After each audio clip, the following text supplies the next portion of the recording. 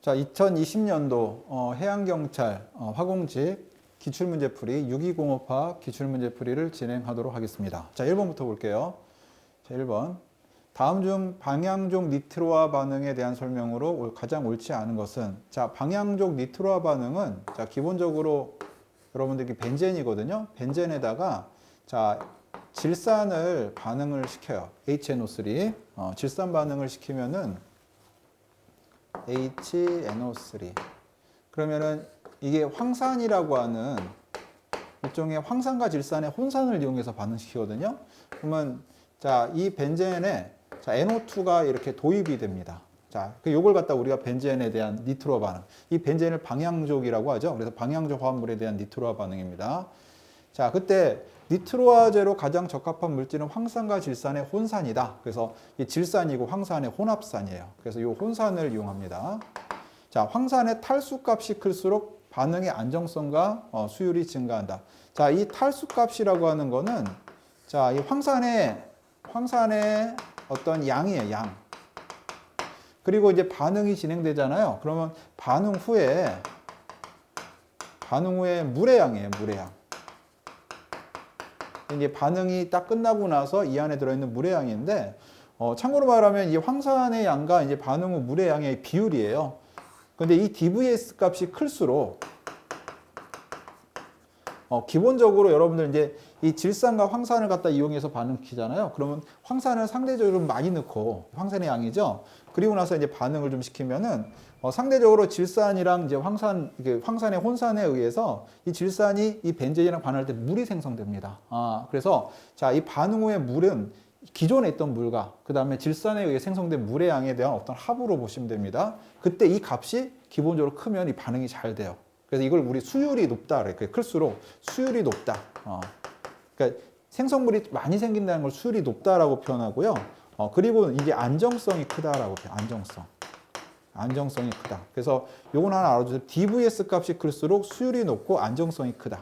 자, 그리고 DVS 값의 정의도 알아두세요. 황산의 양이랑 분모에는 반응 후 물의 양인데, 이 반응 후 물의 양을 갖다가 분석해 보면, 자, 기존에 있던 물의 양과 반응이 진행되면서 생성된 물이 합쳐진 거예요. 그래서 하나 더 쓰면 제가 여기 물이 이렇게 나오거든요. 그래서 생성된 물의 양과 기존에 있던 물의 양을 같이 씁니다.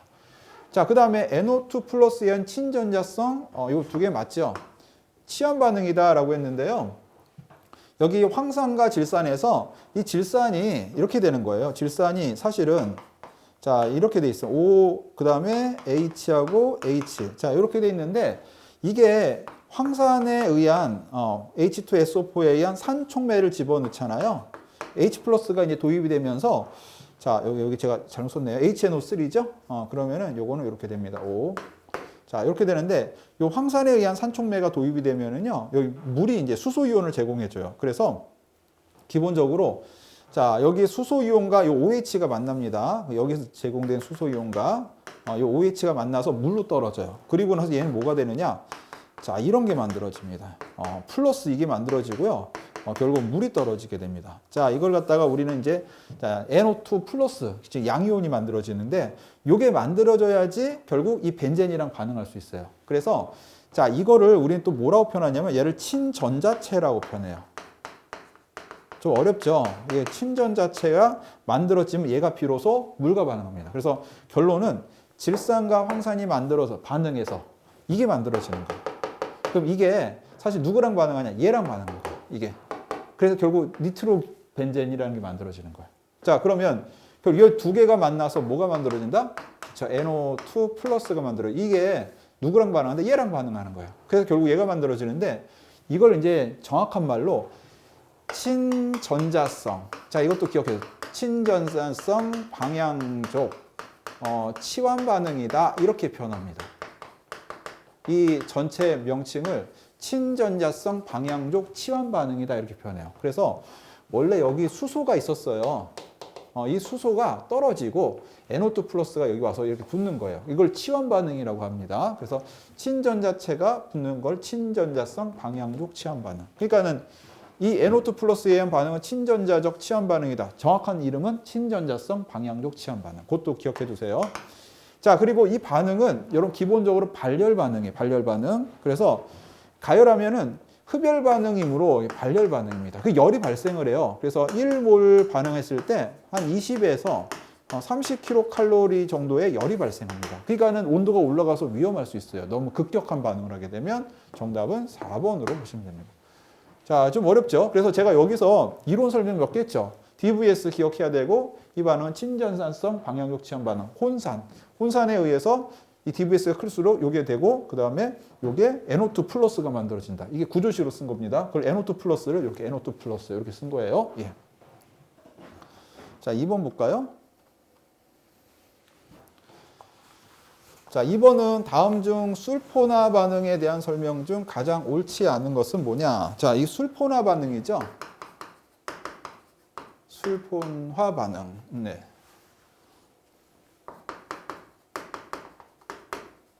자, 술포나 반응은 이 벤젠에다가 여러분 여기다가 SO3라는 게 있어요. SO3. SO3를 황산이라고 하는 산촉매를 이용해 가지고 자, 여기다 도입하는 겁니다. 어떻게 도입하냐? SO3H로 도입하는. 자, 요런 반응입니다. 자, 이 반응도 이렇게 반응하는데 문제는 이 SO3가 H2SO4에 의해서 수소연을 받아요. 수소연을 받으면 얘가 자, 이게 이렇게 돼요. SO3H 플러스가 만들어져요. 수소연을 받아서. 그래서 이게 이제 만들어지게 돼서 여기에 들어가는 겁니다. 그럼 이걸 우리 또 뭐라고 하냐면 이걸 친전자체라고 하죠. 친전자체. 그래서 이것도 이제 우리 정확히 보면 친전자성 방향족 치환 반응 이렇게 설명을 할 수가 있어요. 자, 그래서 술포나는 SO3H를 도입시키는 공정이다. SO3 H2SO4의 수소연을 받아가지고 SO3H 플러스가 됩니다. 이게 결국 여기 붙어서 이렇게 붙게 되는 거예요. 그리고 이건 친전자성 방향족 치환 반응. 둘 다 맞죠? 자, 근데 나프탈렌의 술포나 반응 시 고온에서의 황산과 반응시키면 알칼리 용융 산철에서 얻을 수 있는 주생성분 알파 나프탈렌 술폰산이다. 자, 이건 좀 어렵죠? 그래서 제가 이제 이걸 하나 더 적어주면요. 자, 이게 나프탈렌이에요. 그러면은 나프탈렌은 이렇게 생겼습니다. 이 벤젠고리가 두 개 있는 게 나프탈렌이에요. 근데 이제 여기서 여러분 하나 기억할 게, 자, 여기에 위치를 우리가 알파 위치라고 하고 여기에 위치를 베타 위치라고 해요. 여기에 위치도 베타 위치가 되고 여기 위치도 알파 위치가 돼요. 이게 뒤집으면 똑같은 거니까. 자, 그때 요거를 SO3라고 하는 거에다가 H2SO4를 하면은 둘 다 나올 수 있어요. 치환기가. 그래서 이 나프탈렌이 만들어질 때 이게 만들어지죠. 예. 그때 여기에 SO3H도 나올 수 있고, 그렇죠? 그 다음에 자, 이쪽에 자, 이렇게 해가지고 여기에 SO3H도 나올 수가 있는 겁니다. 그래서 요게 알파 위치, 요 베타 위치에 나오죠. 둘 다 가능해요. 그래서 이거를 알파 나프탈렌 술폰산, 이걸 베타 나프탈렌 술폰산 이렇게 해요. 근데 요게 여러분들 둘 다 나오긴 하는데 온도에 따라서 정도 나오는 정도가 좀 달라져요. 그러니까 많이 나오는 애들의 여러분들 그 비율이 달라집니다. 그래서 주로 이 알파 나프탈렌은 저온에서 많이 나와요. 저온에서.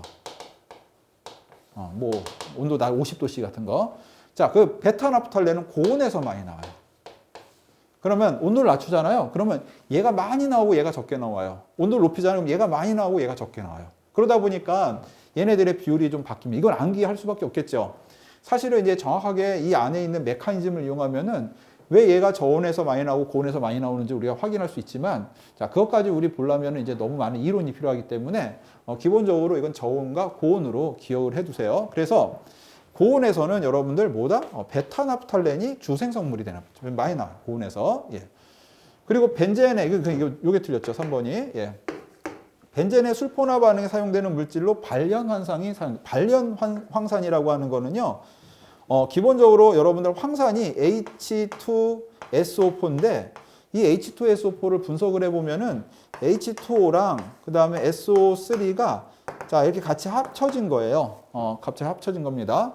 그때 자, 기본적으로 물이 훨씬 많다. 그럼 이게 여러분들 묽은황산이 되고, 자, 이게 여러분들 거의 같다. 그러면 이게 여러분들 이제 우리가 말하는 황산 거의 100% 가까이 되는 겁니다. 근데 간혹 가다가 물과 SO3가 이게 합쳐지면 요게 되는 건데 간혹 가다가 이 둘 중에서 이게 더 많을 수도 있어요. 그래서 SO3가 더 많으면 이게 뭐가 되냐? 이건 몰비입니다. 몰수비. 그럼 이걸 우리 발련황산이라 그래요. 발련황산. 그래서 H2SO3랑 정확히 쓰면 H2SO4랑 발련황산은 SO3를 합쳐가지고 이렇게 설명을 합니다. 예.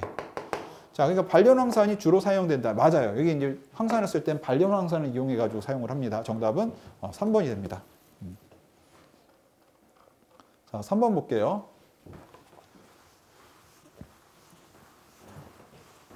다음 중 에스테르에 대한 설명으로 가장 옳은 것은 뭐냐? 자, 에스테르는 기본적으로 산 있잖아요. 산, COH. 그 다음에 알코올. 자, 이거랄게 알코올. 자, 이 두 개가 반응해서 만들어요. 그러면 이제 뭐가 만들어냐면 RCO, 그 다음에 OR 다시. 그리고 물이 나옴. 자, 이게 에스테르가 됩니다. 에스테르. 그래서 산, 그래서 이게 산이죠. 카르복시산. 이거는 알코올이죠, 알코올.